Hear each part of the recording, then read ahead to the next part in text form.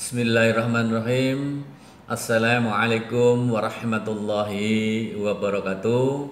Selamat pagi anak-anakku 10 TO, dan Bapak ingin menanyakan kondisi kalian semuanya. Apakah hari ini kalian semua sehat walafiat?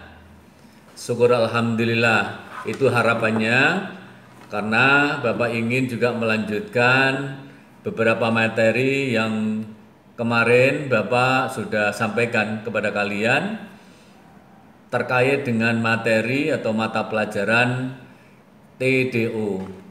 Maka pada hari ini Bapak ingin menyampaikan atau melanjutkan pembelajaran yang kemarin yang terkait dengan hidrolik dan pneumatik. Dan juga kemarin Bapak juga sudah jelaskan apakah keuntungan dan kerugian dari pneumatik maupun hidrolik tersebut.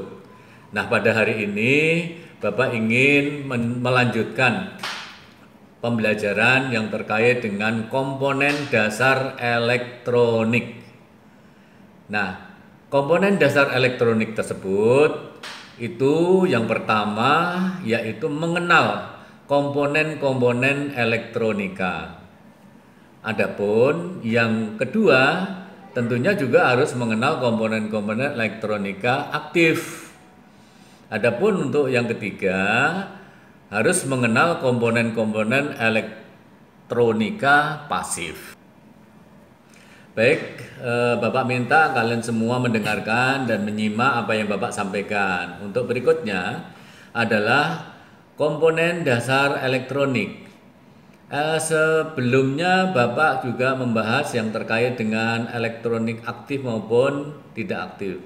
Tetapi Bapak ingin menjelaskan komponen dasar elektronik, mohon disimak. Sebelum kita bahas lebih lanjut tentang komponen-komponen elektronika dalam pelajaran dasar listrik dan elektronika, ada baiknya kita mengetahui lebih dahulu apa sih yang dimaksud dengan elektronik dan apa perbedaannya dengan listrik yang telah kita ketahui sebelumnya.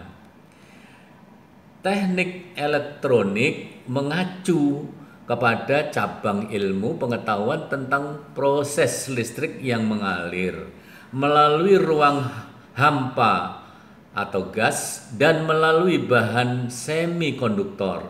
Sedangkan teknik listrik membahas tentang proses arus listrik yang mengalir melalui bahan-bahan penghantar padat, misalnya logam dan bahan cairan, misalnya elektrolit. Komponen elektrolit dan juga elektromekanik yang digunakan dalam sirkuit elektronik dan sumber daya listrik dibedakan menjadi komponen aktif dan komponen pasif. Perbedaan sebagai komponen aktif dan komponen pasif ini tidak selalu pasif karena tidak ada definisi yang bersifat mengikat.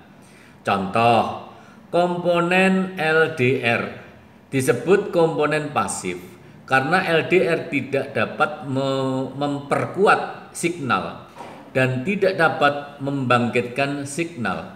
Tetapi dalam rangkaian yang terhubung seri dengan sumber tegangan dan pemakai, maka LDR akan memberikan perubahan arus ketika intensitas cahaya yang diterima berubah. Dalam kondisi ini, maka LDR berfungsi sebagai komponen aktif.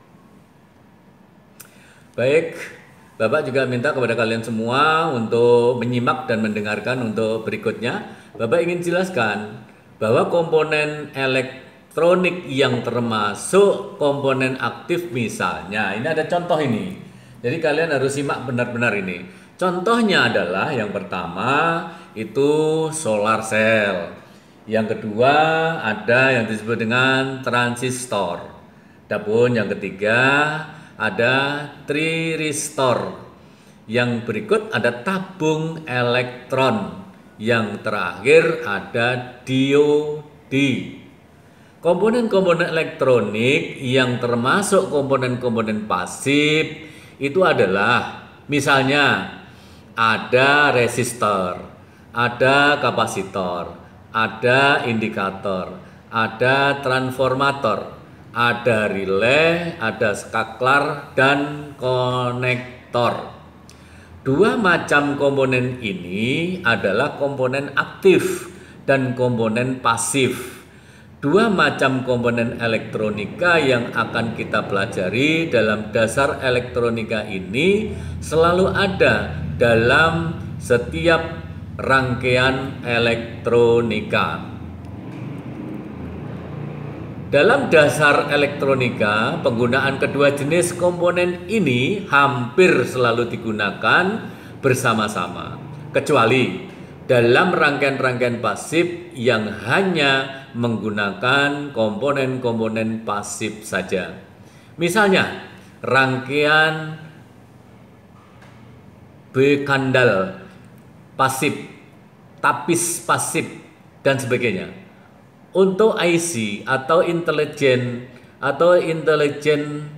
circuit adalah gabungan dari komponen aktif dan komponen pasif yang disusun menjadi sebuah rangkaian elektronika dan diperkecil ukurannya atau fisiknya.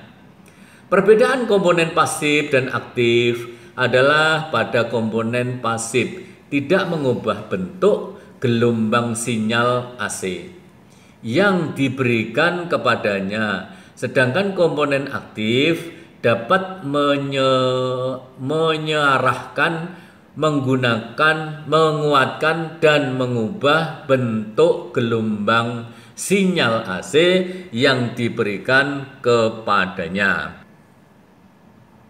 Baik, Bapak lanjutkan yang terkait dengan komponen pasif. Komponen pasif ini yang tadi Bapak sudah singgung, ada resistor tetap. Nah, Bapak juga ingin menjelaskan resistor. Kalian simak sebaik-baiknya. Yang termasuk komponen pasif adalah resistor, kapasitor, dan induktor. Ada resistor disebut juga dengan tahanan atau hambatan, berfungsi untuk menghambat arus listrik yang melewatinya.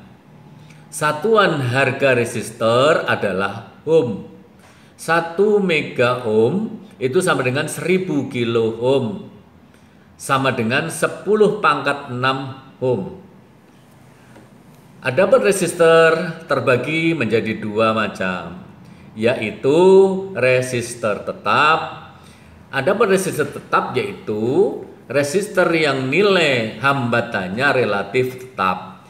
Biasanya terbuat dari karbon, kawat atau paduan logam. Nilainya hambatannya ditentukan oleh tebalnya dan panjangnya lintasan karbon. Panjang lintasan karbon tergantung dari kisarnya alur yang berbentuk spiral. Adapun resistor memiliki batas kemampuan daya, misalnya 1:16 watt atau 1/8 watt atau 1/4 watt atau setengah watt dan sebagainya. Artinya resistor hanya dapat dioperasikan dengan daya maksimal sesuai dengan kemampuan dayanya. Nah, di sini kalian bisa perhatikan ada dua gambar di sini. Yang pertama itu ada disebut dengan resistor tetap. Gambarannya adalah seperti yang kalian lihat pada gambar tersebut. Adapun yang sebelahnya itu ada simbol resistor tetap. Ya, jadi di situ ada beberapa warna. Ada warna biru, ada warna hitam, dan merah dan sebagainya. Ada 940. Ya. Baik, itu saja yang bisa Bapak sampaikan. Mudah-mudahan kalian bisa memahami dan menyimak apa yang telah Bapak sampaikan yang terkait dengan materi pembelajaran TDO pada hari ini. Itu saja yang Bapak sampaikan dan lebih kurangnya Bapak mohon maaf dan Bapak akhiri. Assalamualaikum warahmatullahi wabarakatuh.